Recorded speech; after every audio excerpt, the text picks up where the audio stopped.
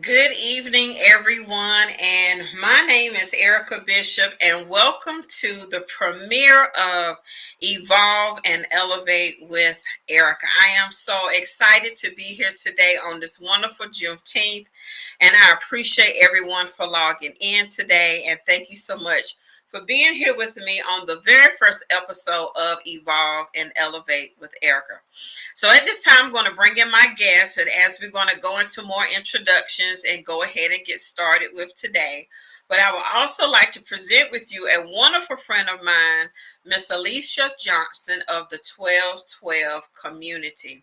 So welcome, Alicia, to Evolve and Elevate with Erica. I am so excited. We need to have that music. Yay! Okay. So y'all, this is I've got a lot of nervous energy, of course, because this is my first, but I appreciate everyone being here with me today. It's been a long time coming. For many of those who have heard the vision, seen the vision, have been with me on this journey, I greatly appreciate you being here with me today. So I want to take a few minutes for Alicia Johnson to introduce herself to you and talk about the 1212 community. Yay. Thank you, Erica. I am Alicia Johnson, the creator of the 1212 community, and it is a lovely little community dedicated to teaching everyone how to live 12 hours for God and 12 hours for man. And we do that through a myriad of ways: journaling, life path information, provision, you name it, everything spiritual, mental, and physical. That is how we change lives, one journal at a time and one quadrant at a time. So that is kind of me in a nutshell, but you'll get to know more of me, I guess, throughout the evening and just, being with Erica. So you'll get to know more about me, I promise. Awesome. Thank you so much. So, for those of you who don't know me, my name is Erica Bishop, and I am the host of Evolve and Elevate with Erica, and also the executive director or owner or founder of Empowered to Prosper Coaching and Consulting. So, with that, I teach all things emotional intelligence, but it's not from the corporate America way, it is from God's way. So, we are both God girls. So, you will hear that a lot. So I teach that from the standpoint of the spirit and how to walk abundantly in your life through mastering your emotions. I'm a firm believer if you master your emotions, you master your life. And I do that out of the foundational principles of emotional intelligence through family, through work, through parenting, co-parenting, relationships, business, finances, and even your health. Because for those of you who have been emotional eaters, that's a part of emotional intelligence as well. So as we're going into tonight, and the subject that we have for tonight, we're going to be talking about self-awareness. And the title of tonight was Unveiling the Layers. So when we talk about self-awareness and kind of getting into that, Alicia, just kind of tell me from your standpoint, is where did you get to the point where you became more self-aware in your journey as you went through your process and even with growing your community? Honestly, I do remember the moment I became self aware because I had been such a people pleaser for so long. And every relationship that I had in my life, the person had a very dominant relation. I had a very subservient relationship with these people. So if they said they wanted to do something, I would do it. If they wanted to go somewhere, I would go. So my opinions were very low on the totem pole. But one night, one of the girlfriends that I would hang out with, and she would always get her way whenever we would do something. So this one night, I asked her, I said, "You want to go to dinner?" And she said, "Yeah, sure." She said, "Where do you want to go?" I said, "I want steak." And she said, "I don't want steak." I said, "But I want steak." And she said, "Well, we can go somewhere else." I was like, "No, this is what I want." I became so aware of how it was food, of course, but I became so aware of how often I would diminish my desires to accommodate other people. So that night, I became self aware. It was, what was it? Longhorn Steakhouse. That was, I became of who I am and that my voice matters. And it was just that simple. It wasn't some big epiphany. It was just like, I do have things that I want. And Mhm. I'm not going to compromise anymore. Yeah. Definitely. When you think about self awareness, that's one of the first questions you should be able to ask yourself is, what do I want? Right. And when I asked myself that question for the first time, I had no idea because Mm-hmm. I had been a former people pleaser and Yeah. I had always taken the background and had always allowed people to, their opinions and their ideals to be mine because I would always morph into what somebody else wanted. You remember the movie called Runaway Bride? Yes. So the most pivotal moment in that movie was when he asked her, "How do you like your eggs?" Mm-hmm. And they said, "Well, she doesn't know because she always eats whatever the person she's dating, how they wanted their eggs." Mm-hmm. And it hit me like a ton of bricks when I watched that movie. I said, "Oh my God, I'm that person Mm-hmm. who would change and do to bend because I wanted the acceptance. I wanted the love and whatever that thing that I thought that I needed from the abandonment and the rejection and all those other things that have been a part of my life at that time. But when I got to the place that I was able to say, I don't want that, Mm-hmm. you begin to see how many people benefited from your brokenness. Oh my gosh. I lost all my friends, or all of my friends. All of them. All of them. All of All of them. them. Hmm. Because when I started to stand up, I dethroned them. They didn't know what to do with me. Hmm. No, I don't want to go there. What, we always go there. Uh, I don't like shopping trips. I stopped. I mean, everything that I was doing that I hated, I Hmm. stopped doing it, Hmm. and everything went away. And I realized that my what like sand, like a castle of sand, yeah, a castle built out of sand. It was just it was there was no foundation there. It was pointless. All of my relationships were surface. Hmm. All of them. Hmm. Even with Mike, even with my husband. It was a surface relationship. And that was pathetic. It's awful. It's awful. When I realized that, I also saw how when I became more aware of self, you become more aware of other people. And those people who were friends that were benefiting from the brokenness all of a sudden became victims because of the relationship dismantling itself. Because relationships have been formed out of trauma bonds, things you misery, other things that weren't built on anything, like you say, a strong foundation of relationship. And when I began to pray for God ordained relationships, the circle became very, very small. The phone may be wrong once a week, if that, Mm-hmm. and you begin to feel a little lonely. But A lot lonely. when you begin to love on you the right way, the Mm-hmm. loneliness changes. Mm-hmm. So sometimes those people will circle back. Have you ever had a situation where someone circled back again and you had to reintroduce yourself to the new version of who you were? Yeah. Oh my goodness. So look, I can't. We on Facebook, right? So I can't We do. on Facebook, we on YouTube, we everywhere. Okay, So let me tell my story. Okay. Oh, yes, people will circle back. People will circle back. And when they circle back, it's very interesting because asking it is given unto you, seeking you shall find, knocking the door will be open. So I truly believe that you shouldn't quit anything. You just let it close. Okay. And so once these doors closed, then you now have the opportunity to listen to the knock again. And you get to choose whether you're going to open that door or not. So That's true. people will revisit and they'll knock on that door, but instead of letting them all the way in, I just open it to see who's at the door, and they just don't cross the threshold anymore. I can hold a whole conversation, me on the inside, you on the outside, but you ain't coming in. And Mm-hmm. so people have tried to circle back around, but because my eyes are open this time, mm-mm, you're not going to.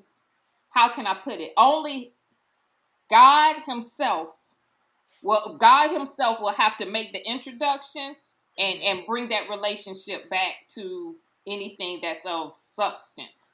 But Mm-hmm. as for me, with everything that's going on in my life right now, I don't have that kind of time.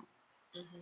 I don't have that kind of time to revisit relationships that aren't authentic.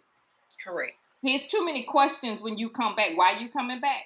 What kind of what is it? What's your motive? What's your reason for being here? I haven't talked to you in 20 years. Why now? So I'm much wiser now. So I realize the power that I have. Mm-hmm. If I don't if I don't invite you in after you've knocked, then it's okay. But if I invite you in after you've knocked, then I have a responsibility to host you. So you have that option. So that's how I handle it.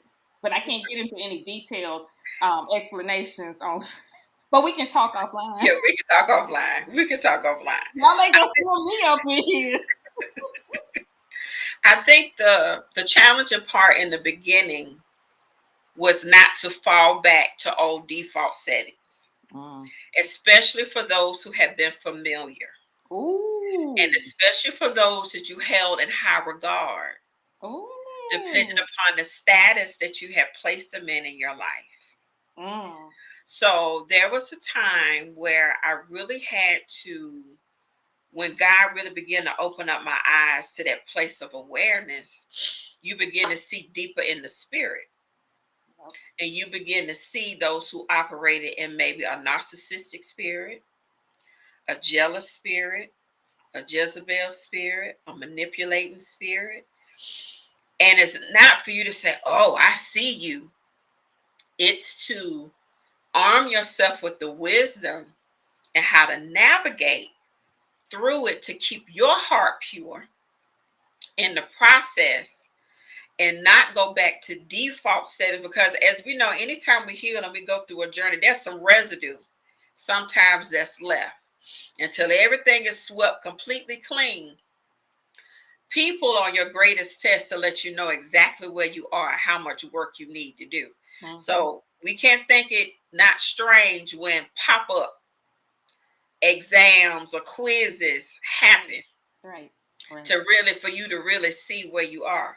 Mm-hmm. But when you begin to stand your ground and say, I have set this boundary Mm-hmm. and I'm not moving from it.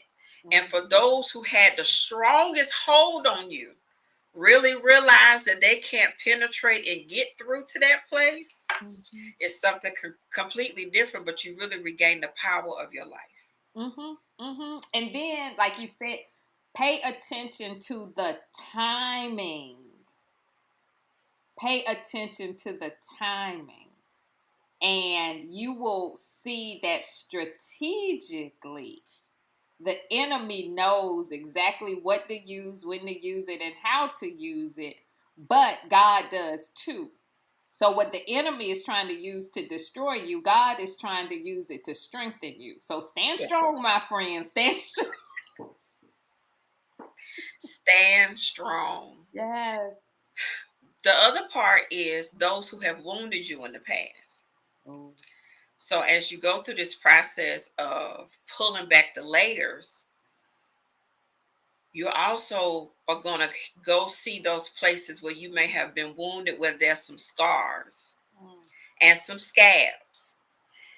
So we know that scars are evidence that there had been a wound and there has been healing. Scabs let you know that healing has not been completed, it's just covered up and Mm. it's still a little bit tender. Mhm. So sometimes in that journey, we realize that I still need some more healing in this place. And a lot of times it's that place of forgiveness that has to be attached to that process. So, as you know, if you have not been a part of the 1212 community, we do forgiveness work. Mhm. So, I'm going to let you open it up a little bit about the power of forgiveness in your Ooh. journey. Mm. Hallelujah. Lord have mercy. Forgiveness is a lifetime process, but the power of forgiveness is that you've got to make forgiveness personal. You've got to make it, you've got to understand it from a place that only you understand it. You got to know that you're doing it for reasons that make sense for you to do it. For somebody to come up to you and say, Jesus said you should forgive 70 times, 7 times, or, forgive quickly, forgive whatever, people tell you the reasons are. But when I truly began to understand the power of forgiveness, nature is your greatest teacher. God said, get up and walk your neighborhood. And it's the middle of the day. And I'm like, I got things to do. God said, go walk.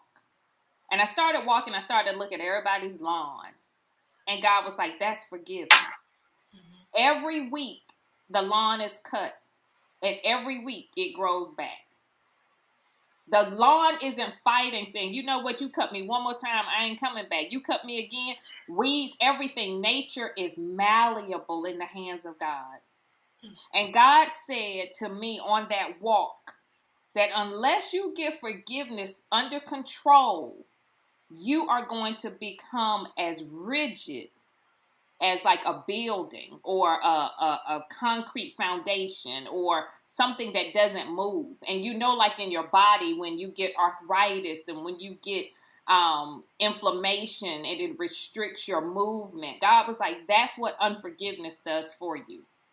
Spiritually, it keeps you rigid. Mentally, it keeps you rigid. And physically, eventually, it's going to manifest in your body. Do you want that? I was like, yeah, no, I don't want that. And forgiveness became personal for me. Forgiveness became a life force. Forgiveness gives you life. If you understand, like when you truly forgive someone, you feel the lightness off of your shoulders. You can sleep better. Your food digests better. It's amazing. I did it for health benefits alone.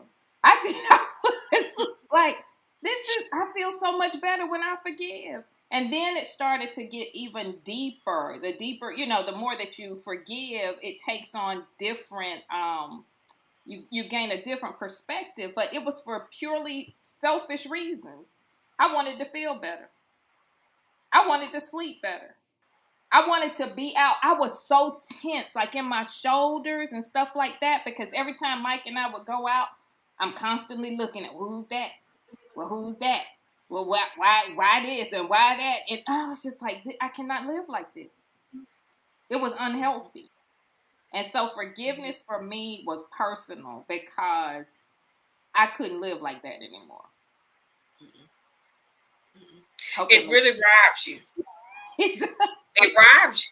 It robs you of so much time. It robs you of so much energy. It robs you of love Mm-hmm. because you begin to put up all these extra walls around people, around yourself. And we know when you have a wall, you can't get out, nor can you get in.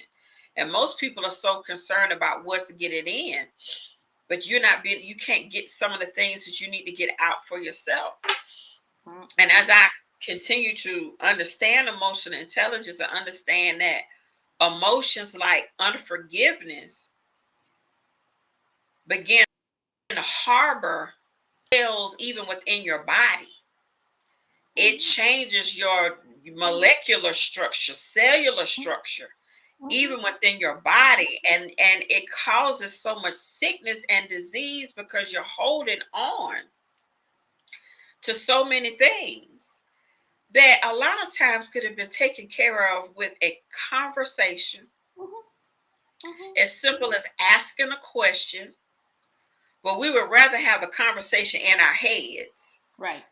and continue to go over and over and over and over again, which you're putting yourself in what we call emotional incarceration, because you keep replaying it over and over again, and you become a prisoner to Mm-hmm. yourself. Mm-hmm. Mm-hmm. Yep. And that's what God had me. A lot of the things that I was holding in, and this is an exercise that we do in the 12-12 community, like go back from 0 to 5, 5 to 10, 10 to 15, whatever you remember in between those 5 year increments.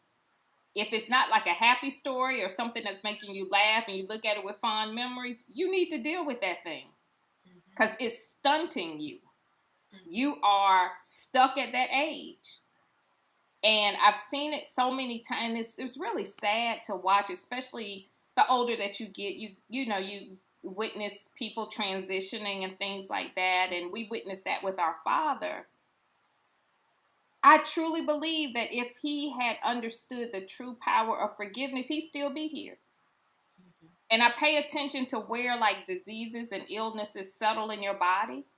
And this was funny. It wasn't funny. It was funny. It was funny, but it wasn't funny. But when he was diagnosed with colon cancer. I was like, dang, he really ain't letting stuff go. But that I didn't say it like that. And my mother and sister looked at me and they started laughing, like, you are so right. Like, he's holding on to I mean, it was amazing. And then he lost his hearing. And he would always say, I'm not listening to that. I'm not listening to Uh, your, your body does not lie. And hmm, I'm like, it's not isolated to certain people, it's for all of us. hmm, Pay attention to where your body is and how your body is affected. hmm, And you will be, you can trace it right back to your unforgiveness. hmm, You can trace it back hmm. Yeah. if you do the work. If you do the work. When you carry too many people, it's in your shoulders. Your shoulders. When you're being stubborn, it's in your neck. Mm-hmm. When you don't want to change your ways, it could be in your knees and your ankles. Oh, Mm-hmm. it's amazing how when you start feeling stuff in your body, you have to take a pause Mm-hmm. and say, what is going on in the spirit realm that I am not paying attention to? Mm-hmm. Because, the enemy, of course, wants to put you on a spin. If he gets you on something, it's like the little merry-go-round. He wants to get you on there and just spin you around and keep you stuck in that place. But when Exactly. you take that pause and you really begin to evaluate your life, you begin to look at things differently, and you're quicker to forgive Mm-hmm. Mm-hmm. instead of holding on to you. So don't even worry about it. It's good. Mm-hmm. No problem at Mm-hmm. all. Because Mm-hmm. my health, my mental capacity, and my spirit is a lot more valuable than that particular situation or circumstance that I would be holding on to. Mm-hmm. And that's how when I was diagnosed with fibroids, I was diagnosed spiritually before it even manifested in the natural. I'll Wow. never forget. I went to, because especially in like Christianity and things like that, I was like new to a lot of this stuff. And so I wanted to have some Reiki work done, but I was afraid because I didn't know if God was like, look, I have created everything on this planet. So I said, well, I want to make sure that this person knows what they're talking about. So I didn't fill out the form all the way. I didn't put out, any information. I wanted to see if she was the real deal. But before I left, I prayed a prayer and I said, God, I used to be so creative. I want to get back to that. Mm-hmm. That's all I said. At the end of the session, because I had a headache that day, she kept working around my head, and then she kept working, like my abdomen area. And at the end, I didn't say anything, and she said, "Well, get yourself together, and I'll come back and let you know what I found." And she said, "Do you have a headache or something?" I said, "Oh yeah, my sinuses have been bothering me." She said, "Yeah, that's why I kept working, your head, your sinuses area." And she said, "Also," she said, "you got to get your creative juices flowing." She said, "You got to get your creative juices flowing, because if not, you're going to develop fibroids." My Lord. Really? I said, this was in like 2012, 2013, 2011, 2012. And I heard her, and I knew it freaked me out because I knew the prayer I had prayed, but I didn't put much weight on it until 2014. I go to because every year I go to my well woman's visit. Okay, good. Because my doctor used to say, "You're a boring client. You're just boring." I said, "Okay, good. Let's keep it that way." From 2013 to 2014, I go, and my doctor's like, "Oh my God, what's going on?" And I was like, "What are you talking about?" She was like, "Where did these the fibroids had grew so fast, so quickly?" She was afraid for me. She was like, "Oh my God." And when she said fibroids, I went back to what the Reiki practitioner had said, and I was just like, "Oh my Lord." But see, the problem is that once you create this mess, undoing it is the problem. Yes. So I'm like, well, God, I tried to hum it away. I tried to tea it away. I tried to steam them away. All of the stuff they teach. Uh-huh. It was too late then. Mm-hmm. Mm-hmm. So it behooves you greatly to take care of those things incrementally versus trying to fix it all at one time. So forgiveness is best served in small doses. Mm-hmm. It's true. I was diagnosed with endometrial carcinoma in 2016. I had fibroids. Mm.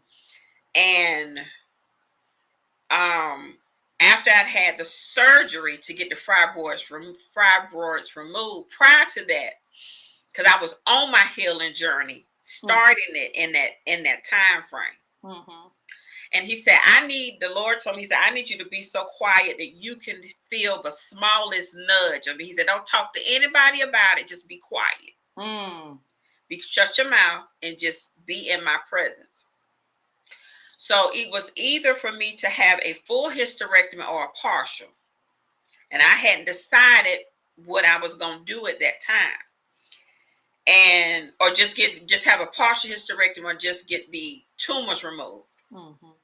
So the day I got to sign in, he told me to have the partial. Mm. I didn't tell the doctor what I wanted until the day I signed in for the surgery. Wow. He said, "Have the partial." So after the surgery, went back to the doctor. He said, "I just got back your pathology report." I said, "Okay, great." He said, "You look good for it." He said, "We found cancer." Oh my God. Fear, of course, comes in like a Mm-hmm. like a wind wave, and the Holy Spirit said, "Be quiet and listen." Mm. And I said, "You found it?" He said, "But we believe we got it all." I said, "So you're telling me if I had not had that specific surgery, They you would would have have never known. found it?" He said, "No, because it had just started." He said, "You would have been 60 years old with ovarian cancer before we had ever found it." My God. My Now, God.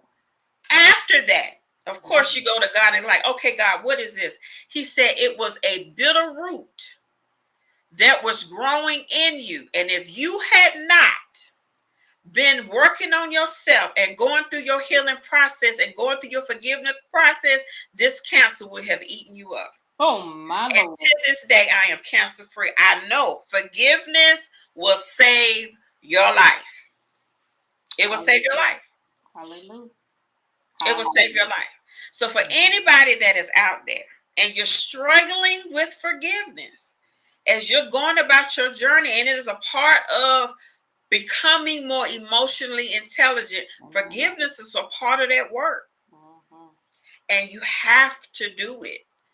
And some of us have said, "Well, the person that offended me, they're no longer alive. That's fine. It don't Accept matter. it from the Holy Spirit. That Amen. person may not be able to say, forgive them anyway. And trust and believe, just like faith, it has already been done. Amen. Because Amen. forgiveness will literally save your life. Mm, mm, mm, mm. Emotional intelligence is should be like mandatory in schools. It Yes, should ma'am. be job requirement. It should be for before marriage, like you know, you go through your marriage counseling and all of that, because people are emotionally unintelligent, like just ignorant to emotions, ignorant to attitudes, ignorant to how everything affects everything else. Mm-hmm. Everything is connected. And Mm-hmm. we've been taught like this is my work life, this is my church life, this is Mm-hmm. my home life, these are my work friends, these are my school friends, these are my honey, it's all Mm-hmm. connected. Mm-hmm. And until you put all of the pieces together, that's how the world gets you. Mm-hmm. That's how the world makes money off of us being emotionally deficient. Mm-hmm. That's how the world makes money. Because you're constantly looking outside of yourself, trying to fix things that you could easily fix, like you were saying, in 10 minutes, in one good conversation, Mm-hmm. in one good apology, one good dialogue could change your whole life. Mm-hmm. But you spend 20 years drinking, drugging, cussing people out from one relationship to the next relationship. That's what Mike and I, we laugh. We literally could have solved our marriage problems in one weekend. Wow. One weekend. If we had literally had the conversation that started it all. Mm-hmm. Our problem was communication. And because we had communication problems, if we had just talked it out, we wouldn't have had to go 10, 15 years in a marriage that almost destroyed both of us. Mm-hmm. Ridiculous. Your Mm-hmm. work is needed. Your work, shoot. I can't wait. I'm excited. I love it because I realized how much it affected me and my family. And it was one of those situations that, I'm divorced Mm-hmm. and to be married again very soon.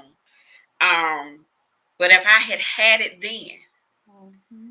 but what it did, even though I did not have everything works together for your good, it made us better co-parents Amen. for our children. Mm-hmm. So even though our marriage did not last, it made us better co-parents because even that needs to be healthy. And Mm-hmm. I look at how many people who have gone through divorce and they still have all this, what I call razzmatazz and yah going on between relationships. And the children feel like they're stuck in the middle. Right. But if they really allow you to see that you can work it out, even if you're in two separate households, how Mm-hmm. to talk to each other, how to work through the boundaries, because you still have to raise and rear these children so that they can see it on display. Mm-hmm. Mm-hmm. It makes a big difference. Because our kids were so confused. And the fact that, like Mike and I, the situation and the scenario that we're going through now, it's kind of we laugh about it because we're like, can you imagine if this had happened like 10, 15 years ago?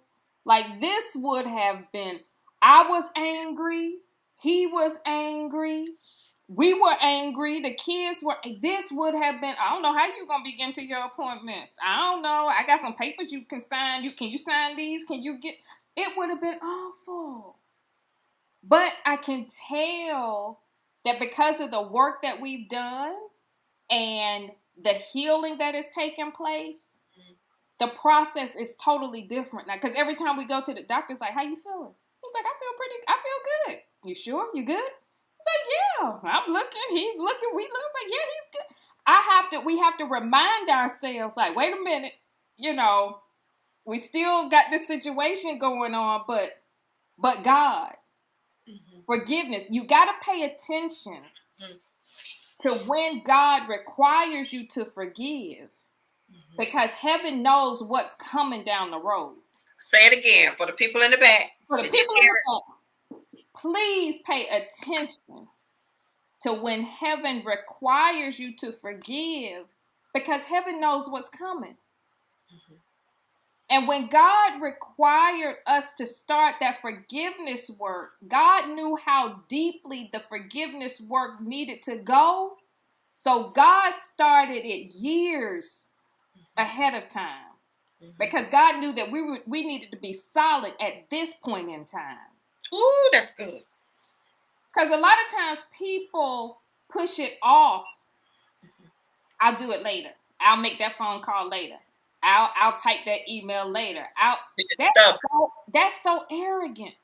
Mhm. That is so arrogant, because you are telling heaven that you know better. Ooh. Now is not the time for this. Mm-mm. Now is not the honestly, the only reason we found out about Mike's condition was because God had me sit here at this very computer, make an appointment today, not tomorrow, not a week from now, but today. Because when God gives you the time, heaven knows the timeline that you have to follow. Mhm. Forgiveness is a part of that process. Mhm. So it behooves you. If Mhm. God says, if anything, if this call, if this live has crossed your path tonight, and God has laid on your heart that it's somebody that you need to forgive, don't take this lightly. Mhm. Errica and I, we didn't go out and do some big push like, come see us, come see. If this has crossed your path tonight, Mhm. and God is laying it on your heart to be emotionally intelligent enough to do the forgiveness work that's required, it's going to benefit you more than you ever knew. Mhm. But you won't know unless you do it. Mm-mm. When you said something that was so pitiful. See, God's grace is upon your obedience. Mm, And we want to do it when it feels convenient to us. When mm-hmm. we feel like, oh no, let me think about it some more. The Lord told you to, You got to think Lord, let about me think about it nothing. some more. Like you really need to negotiate with heaven. So when you do, like really, when you do it at that time, His grace is upon you. And it's so much that's attached to the obedience. And we know the word, it says obedience is better than sacrifice. So much is attached to it. And you don't know what it is that you're sacrificing, because he can see your expected end. He knows and can see further in the distance. He knows all and he sees all. Nothing's hidden from him. And when we put a risk out there to say, I'm not going to do this now, and you would rather be disobedient, what is it that you're sacrificing? Oh my God. Your marriage, your health, your children, your Your life, your woo! money, your future, your everything. You put Oh too much my stuff at God. risk. And Mm, then when we get to that place, then we plead and beg, oh God, do this, oh God, do that. But if you had just been obedient 6 months ago, my God. if you had just been obedient a year ago, My God. when it didn't feel right, when it didn't make sense, but Mm, that part doesn't even matter. It's the fact that God said to do it. mm, mm, ooh. And this is how you can test. You got to test it for yourself. You don't have to listen to me. You don't have to listen to Errica. Test it for yourself. When I learned the true power of radical obedience, God taught me this one. When you're radically obedient, just tie a string to it. Ooh, Just tie a string to it. So mm, you don't lose track. Like it's the breadcrumbs. yes. I never forget, I wanted to quit my job. This was in 2016, 2017. God said, don't quit it yet. Don't quit another thing. Don't quit. And God said, don't worry about it. The desires of your heart, when you have that desire to leave something, you have that desire to quit, you have that's heaven telling you it's coming. Ah, That is not your directive to do it. It means that it's coming. oh, that's good. So I had the desire to quit. And God was like, Closure is coming, but you're not going to do it. And then you get a little antsy. You want to make it because people, when the enemy knows that the end is coming, Yes, the ma'am. enemy benefits from you jumping ship too soon so that you don't reap all of the rewards. Oh, yes, ma'am. Yes, ma'am. I said, okay, God, I'm not gonna quit. I said, I'm not gonna quit. So I was walking back to work, and God said, you won't be here past the grand reopening. And our building was being redone. Mm-hmm. I said, okay. So I went in and told my girlfriend, who was the managing partner, and I said, girl, I'm not gonna be here long past the grand reopening. That was in June. A lot of stuff was kicking up between June and the actual departure. So that's how you know it's the enemy, because the enemy doesn't want you to benefit from the elevation. So we were in New Orleans, and she texted me because they sent the email saying that the grand reopening was going to be happening soon. She said, oh, I guess your days are numbered. Ha, ha, ha. She was joking. It was a joke. And I forgot, too. I was just laughing. Honey, November 29th, like the end of that, after we came back from Thanksgiving and everything, she came to my desk and she was crying. She was like, I just got word from the head, from the main office that your last day is December 31st. Girl, I laughed. I laughed. Because, see, if I had jumped when I wanted to jump, I would have jumped in June, July, or August. Mm-hmm. God said, just hold on. Yes. It's coming. Honey, I was out of leave the day they told me. So they gave me the whole month of December of leave. I ain't worked none. I ain't worked one day. I maybe worked one day a week. They gave me a crazy severance package. And then I got my unemployment, plus all of the other stuff. Come on now. Oh, yeah.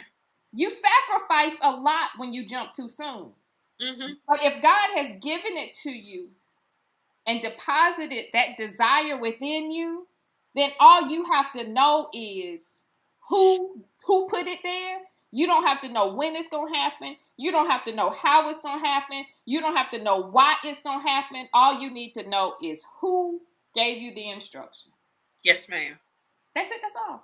Mm-hmm. That's it. That's it. That's all. The job that I'm working at today, Mm-hmm. I've been there 13 years. So prior to that, I had been in another position for 10 years.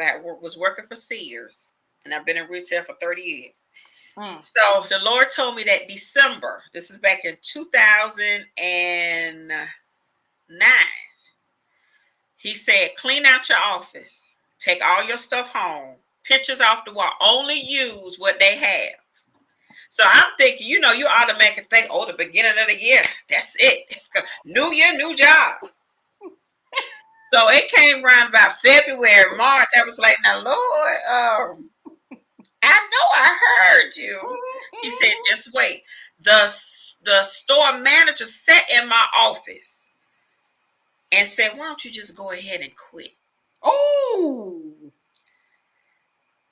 And all I saw was Lucifer standing with Jesus saying, throw yourself off of this cliff. And I said, no, I'm not going to quit. I said, I don't quit. I said, I'm going to stay here to the end. I'm not going to quit. That'll preach right there. That'll preach. Okay. Now I'm having another conversation with the Holy Ghost. Now, Lord, I'm about to sit here and look real crazy, but I trust you. So I'm waiting, right? I'm waiting. So after inventory everything, I got called to his office. He's pulling out my annual review and to tell me that my job was going away. Oh, my word. My leg was shaking. When I said I was shaking. Because I knew that this was what God was. But sometimes when God does stuff, it don't look how you want it to look. That's that right there. That right there. Now, in between that time, I had been interviewing and had a job. And then they told me they was going to send me my starting date.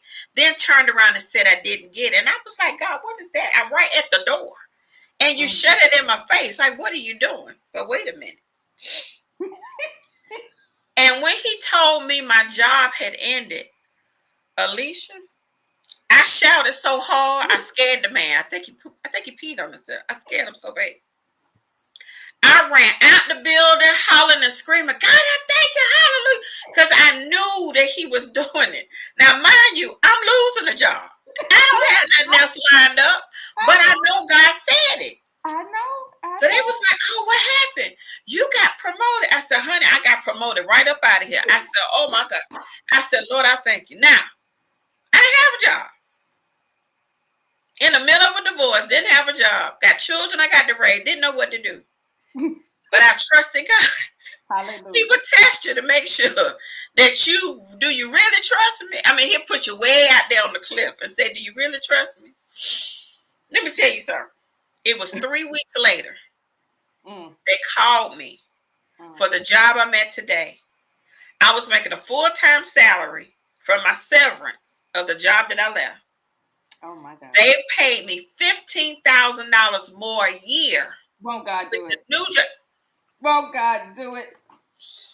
Won't Went from having less than zero to having more than enough. Y'all don't quit. Look, if y'all don't get no message, quit before it's time. Don't quit. Forgiveness is encoded in the process. Radical obedience. Oh, somebody's getting delivered tonight.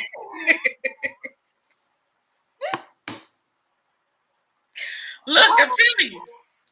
Yes. When you take your healing journey serious, and you really put in the work and you become your own personal project,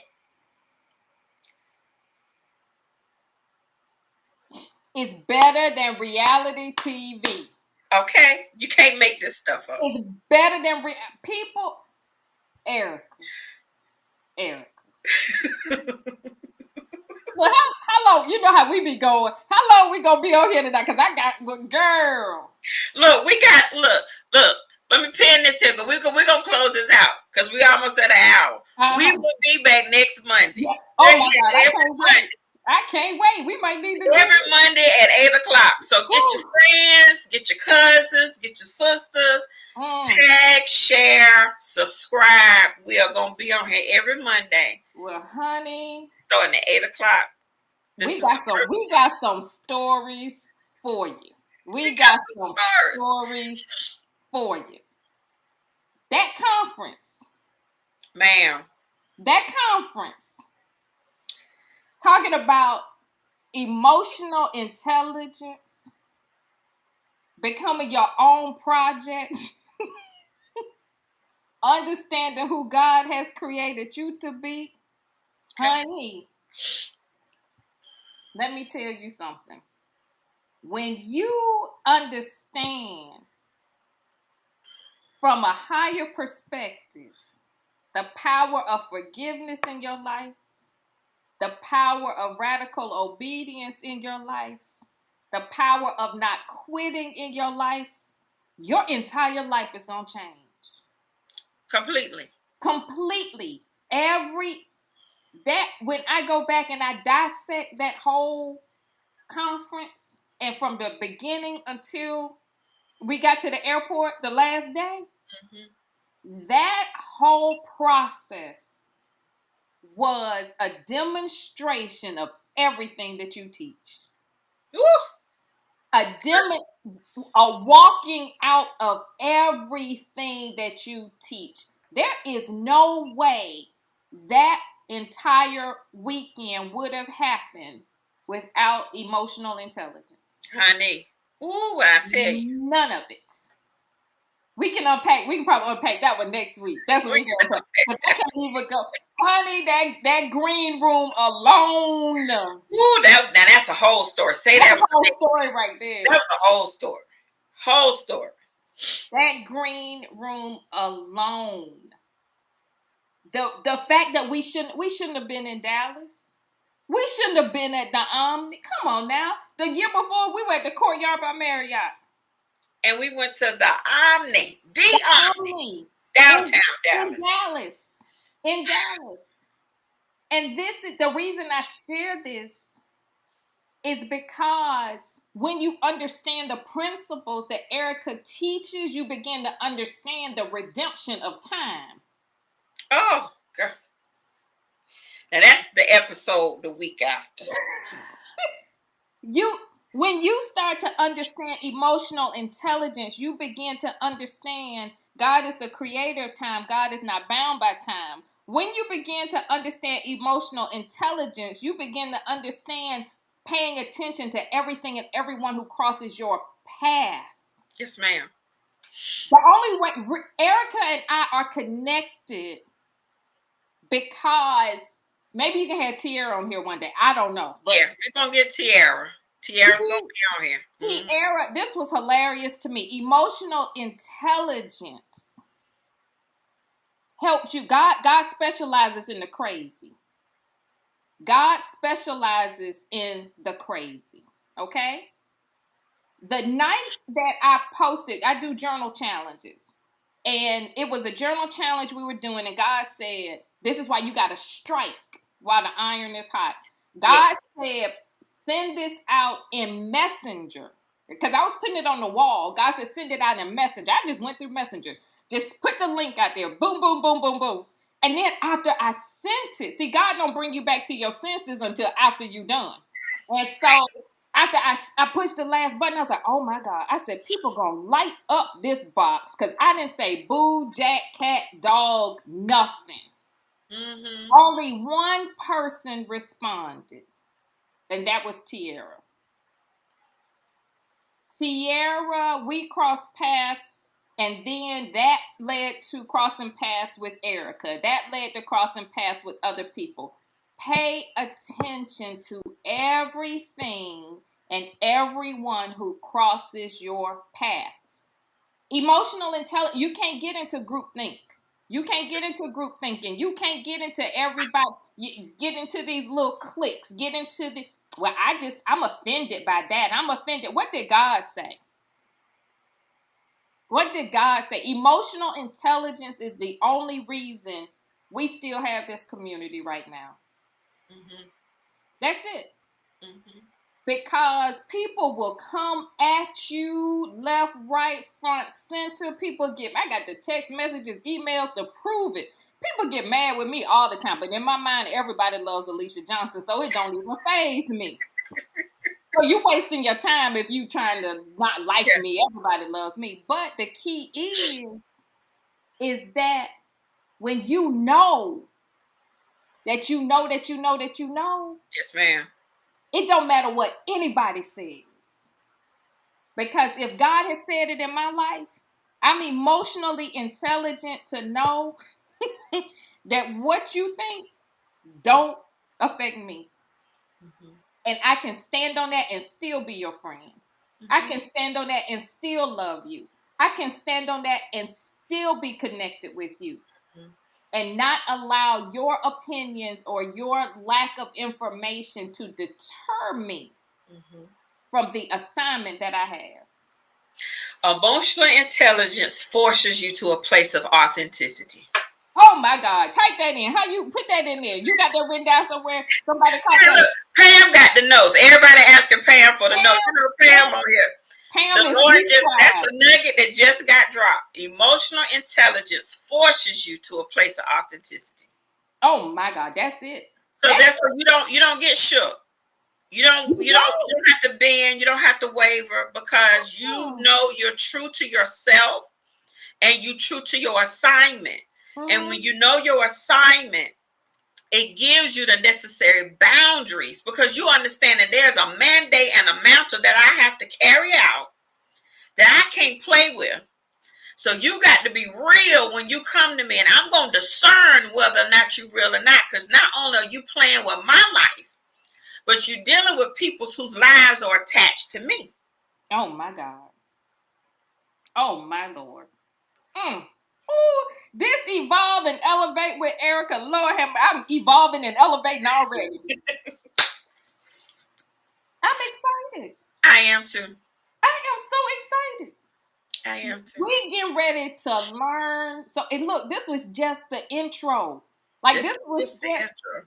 Child, when you get in here and gets to doing your teaching and your see, This is amazing. God is good. God is real good. And Mm-hmm. when you begin to understand the truth of who God has created you to be, you have time for everything that heaven gives you to do. And what I mean by that is that right now in my life, this is a very busy time. And I was sitting there and I was doing my Netflix and chill night. And God said, text Errica. See when she started. I said, well, hey, can I just finish my movie? Can I just, sit? God said, no, it needs to start soon. And Erica's like, yes, I'm ready. I'm like, well, here we go. See, you cannot put heaven on your timetable. No. You're going to have to hit pause on that movie. Mm-hmm. You're going to have to release and relinquish your timetable to heavens, because when you are in alignment with God, you have all the time that you need. God is the creator of time. God is not bound by time. Mm-hmm. This is why I am so excited about this, because that was one thing, because the way God is moving this work now, it's like, God, I don't have time for one more thing. God was like, who said? You got plenty of time. And tonight, the night that you chose to start, it was a day. It was I didn't work. Did you work today? I don't know if you worked today. I didn't work today. Mm-mm. I No. was. You good. You Mm-hmm. got time. On Juneteenth of all days. That's what I was like. Look at God evolving and elevating on Juneteenth with Errica. Oh, God is so the good. ancestors are rejoicing right now. Mm. Mm, mm, mm. God is so good. This is gonna be fun. Anyway, Eric, I'm excited. I'm not gonna. We could go on. We be talking for three. We forget people on here, girl, and we be. Wait, this still streaming, right? I didn't mean to say that. It's wonderful. So we're coming to a close for this particular show. So you all, thank you so much for joining myself and Alicia for Evolve and Elevate with Eric. I hope it was as good to you as it was for us. Please continue to leave your comments. Please make sure you like, you tag, you share, and you subscribe. Let everybody know that we're going to be back here again next week, Monday at 8 o'clock. We're going to hear some more stories. We got a couple more things to share and to tell. And if it was something else that you would like to learn or to understand or have a conversation about around emotional intelligence, just shoot me a DM and let me know. I appreciate you all. Thank you so much for joining. And we hope that you come back with us again next week. Thank you, Alicia. I appreciate you so much. Oh my God, this was This great. has been wonderful. Thank Love you all. you. I appreciate you. Love you. Thank you, everybody. Love y'all. See y'all next time.